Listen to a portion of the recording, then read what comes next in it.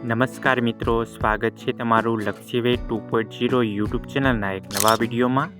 આજે મિત્રો આપણે જાણીશું આરટીઈ એડમિશન 2026-27 અંતર્ગત ખાનગી શાળાઓમાં એટલે કે પ્રાઇવેટ સ્કૂલમાં મફત શિક્ષણ ધોરણ 1 થી 8 માટેની પ્રક્રિયા શરૂ થઈ ગઈ છે।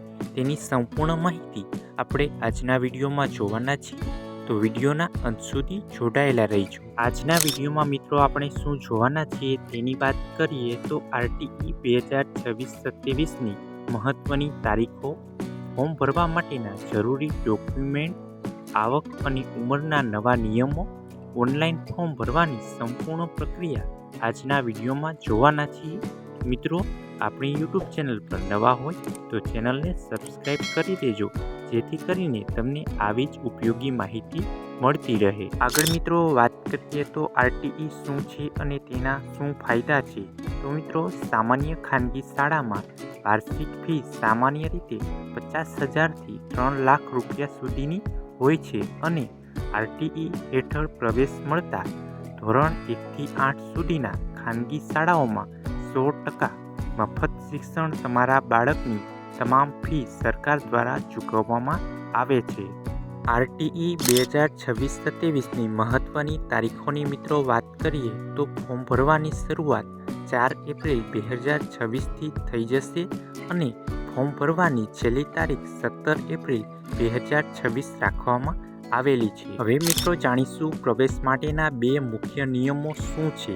તો મિત્રો, તમારા બાળકની ઉંમર 1 જૂન 2026ના રોજ બાળકને 6 વર્ષ પૂર્ણ થયેલા હોવા જોઈએ અને 6 વર્ષ પૂર્ણ નહીં હોય તો તમારું ફોર્મ રિજેક્ટ થઈ શકે છે। મિત્રો, આવક મર્યાદાની વાત કરીએ તો પરિવારની વાર્ષિક આવક 6 લાખ રૂપિયા સુધી રાખવામાં આવેલી છે।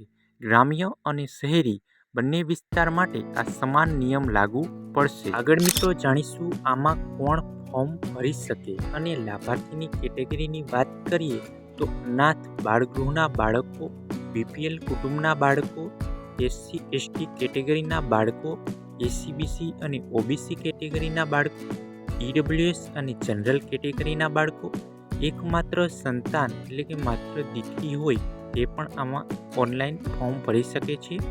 બાળમજૂરના બાળકો અને આંગણવાડીમાં 5 વર્ષ અભ્યાસ કરેલ બાળકો પણ આમાં અરજી કરી શકે છે। હવે મિત્રો જાણીશું ઓનલાઈન ફોર્મ ભરવા માટે કયા જરૂરી ડોક્યુમેન્ટની જરૂર પડશે। તો રહેઠાણનો પુરાવો, વાલીનું જાતિનું પ્રમાણપત્ર, બાળકનો જન્મનો દાખલો, વાલીનું આવકનું પ્રમાણપત્ર અને બીપીએલ કાર્ડ હોય તો જ તમારે જરૂર પડશે અને પાસપોર્ટ સાઇઝના ફોટા। આટલા ડોક્યુમેન્ટ તમારે તૈયાર કરીને રાખવાના રહેશે। વાલીઓ માટે ખાસ સૂચના કે આમાં માત્ર ઓનલાઈન જ ફોર્મ ભરવાનું છે। ભરેલું ફોર્મ કે ડોક્યુમેન્ટ ક્યાંય પણ તમારે જમા કરવાનું નથી। આ સંપૂર્ણ પ્રક્રિયા 100% ઓનલાઈન જ રાખવામાં આવેલી છે। આગળ મિત્રો જાણીશું એડમિશનની પ્રક્રિયા કેવી રીતે થશે। તો મિત્રો, આ પ્રક્રિયા 5 સ્ટેપમાં થશે। ઓનલાઈન અરજી 4 થી 17 એપ્રિલ સુધીમાં તમારે કરવાની રહેશે અને જિલ્લા દ્વારા ડોક્યુમેન્ટની ચકાસણી કરવામાં આવશે અને ઓનલાઈન સીટ ફાળવણી કરવામાં આવશે। તમારે પછી પ્રવેશપત્ર ડાઉનલોડ કરી રાખવાનો રહેશે।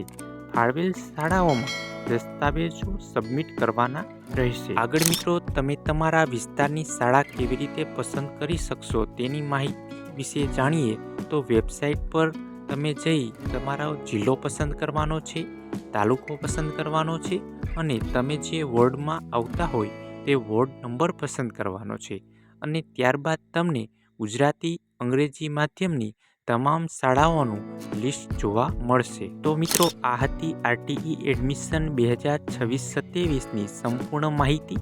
આવી જ ઉપયોગી માહિતી જાણવા માટે આપણી યુટ્યુબ ચેનલ લક્ષ્યવે 2.0ને સબસ્ક્રાઈબ કરી લેજો અને મિત્રો, વધુ માહિતી જાણવા માટે આપણી ટેલિગ્રામ ચેનલમાં જોઈન થઈ જજો। ટેલિગ્રામ ચેનલની લિંક વિડીયોની નીચે કમેન્ટ બોક્સમાં આપેલી છે।